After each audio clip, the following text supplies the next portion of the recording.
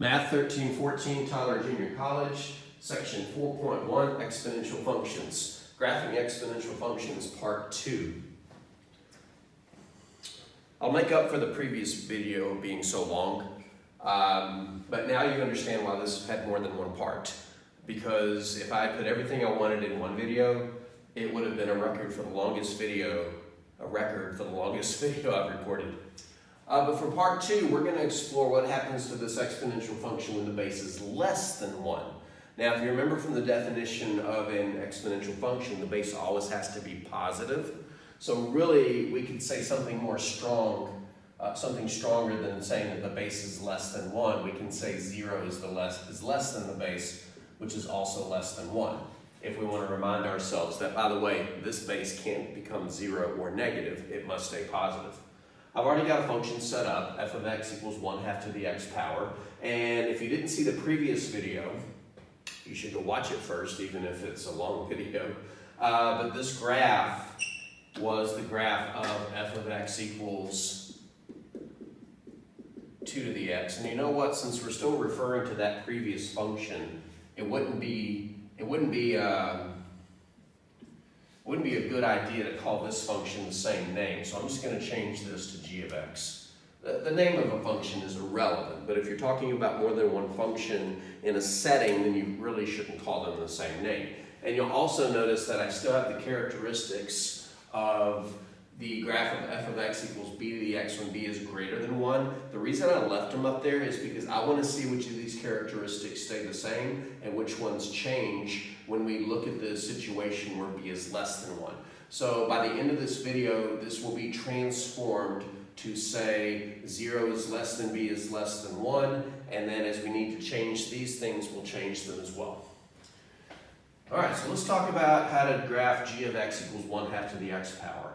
Well, it's the same thing as before. Stick in the values, spit out some ordered pairs, and connect the dots. And we'll see how it compares to the original graph.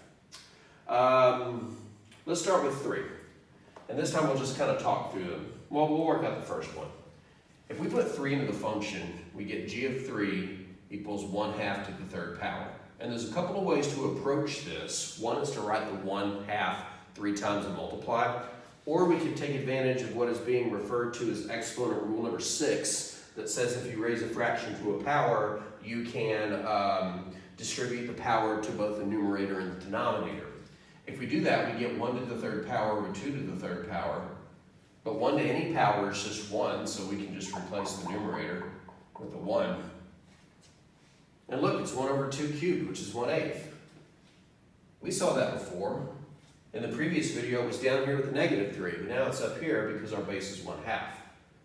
And it won't take you too long to figure out that that's not an accident. For example, if we substitute 2, we'll get 1/2 to the second power. But again, along the same lines of reasoning, we could square both sides of the fraction. 1 squared is 1. On the bottom, we would get 2 squared, and so g of 2 is equal to 1/4, which is the same answer that we got earlier for -2. Basically, these answers are switching places. I wonder why. If we put in 1, we get out 1/2. If we put in 0, anything to the 0 power is 1. But what happens when you put in -1? Now, if you just grab onto the pattern of the connection to what we did before, you would probably speculate that this is 2. But if you weren't sure, you should play it out. You should never have to speculate to get something correct. You should be able to base it on something that you already know. For example, if I put in -1 into the function, I'll get 1/2 to the -1 power. Now, should I distribute the power like I did before? I wouldn't, because then I would have 2 negative powers. Instead, I think I'm going to do what negative exponents say to do, which is reciprocate. 1 over 1/2 to the first power. Well, that's 1 over 1/2. But 1 over 1/2 is literally the same as a division problem, 1 divided by 1/2. And the rule for dividing fractions is to keep the first number, change it to multiplication to reciprocate the second number. We get 1 times 2 over 1, which is just 2. Oh, wait a second, 1/2 to the -1 power is just 2. Well, that makes sense because a -1 power means to reciprocate. So if in your mind you saw the word reciprocate or said the word reciprocate, then at this point you should have just said, okay, a -1 means to reciprocate, a -1 power means to reciprocate. The reciprocal of 1/2 is 2, and it's over. But it just verifies what we suspected, that the answers up here are what used to be the answers down there and vice versa. So when we raise 1/2 to the -2 power, we'll get the reciprocal of raising 1/2 to the +2 power. The reciprocal of 1/4 is 4. And when we raise 1/2 to the -3 power, we get the reciprocal of the answer of raising 1/2 to the +3 power. That answer was 1/8. Its reciprocal is 8. Everybody's just trading places like Dan Aykroyd and Eddie Murphy. And if you don't get that joke, go watch Trading Places. It's a movie. All right, let's plot these points and see what happens. 3, 1/8 is over 3 and barely up. 2, 1/4 is over 2 and up a little higher, but not a whole lot more. Over 1/1/2 is here. 0, 1, hey, same x-intercept, but that shouldn't surprise you because anything to the 0 power is 1. Any non-zero base to the 0 power is 1. -1, 2. Do you see the relationship between the points I'm plotting and the points we plotted previously? -2, 4. -3, 8. It's about up here. It looks like we're getting the exact same shape. The only difference is, it looks like it's the mirror image of the previous shape. And why is that? G of x equals 1/2 to the x power. Well, before we intimately connect the original function, f of x equals 2 to the x, with the current function, g of x equals 1/2 to the x, to justify that, yes, the blue graph is just the mirror image or the reflection of the red graph across the y-axis. I want you to try to recall, what do you do to a function to cause it to reflect across the y-axis? But let's go through this list over here and let's update it for our blue function. All right, characteristics of f of x equals b to the x, 0 is less than b, which is less than 1.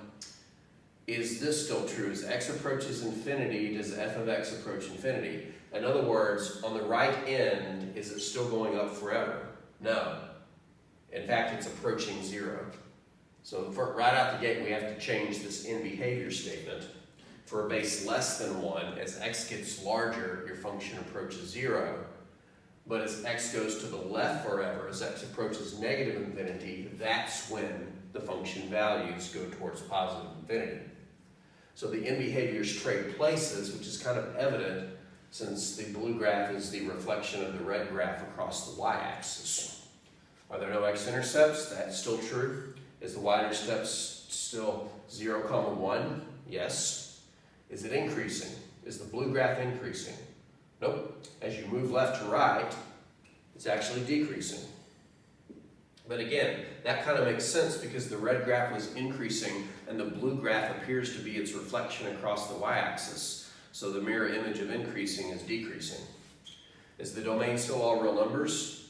Yes. The blue graph goes left and right forever. Is the range still all positive real numbers?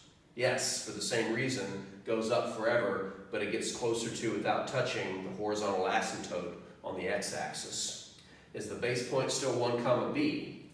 Well, this point here is 1, 1/2. So yes, that's still the base point. And is -1, 1 over b still the reciprocal base point? Yes.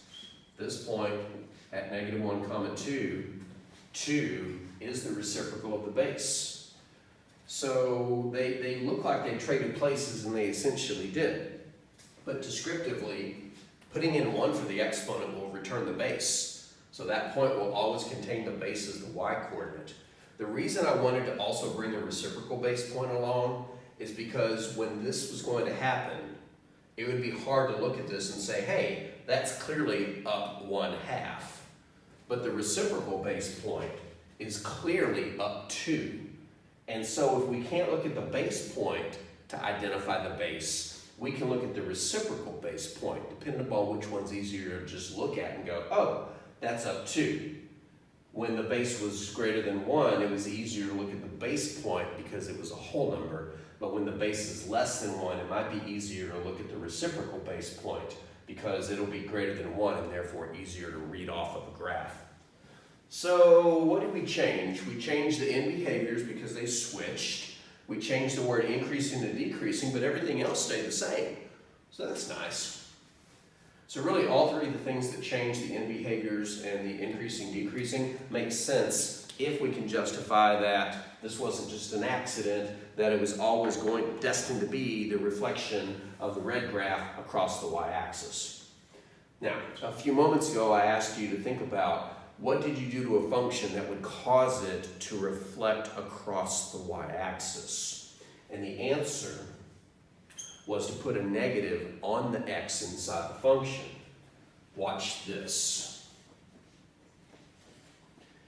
It's not a coincidence that this happened. Our original function, g of x, well, our original function in this video is 1/2 to the x power. But isn't 1/2 just 2 to the negative 1 power? It is. And so we get 2 to the negative 1 power to the x power. But don't we have an exponent rule that says when you raise one power to another, you can multiply the powers? We do. And we have one power raised to another, so we can multiply them. Negative 1 times x is negative x. And this, 2 to the negative x, almost looks like our original f function. I was debating changing this to g, but since it says f all down here, that's okay. That's just a generalization. Our original f function was f of x equals 2 to the x power. This isn't f of x, this is f of negative x. And recall that putting a negative inside the function on the x invoked a reflection across the y-axis. So it's not a coincidence that the blue graph is the reflection of the red graph across the y-axis. It's because g of x was the same as f of negative x, and this negative is what invokes a reflection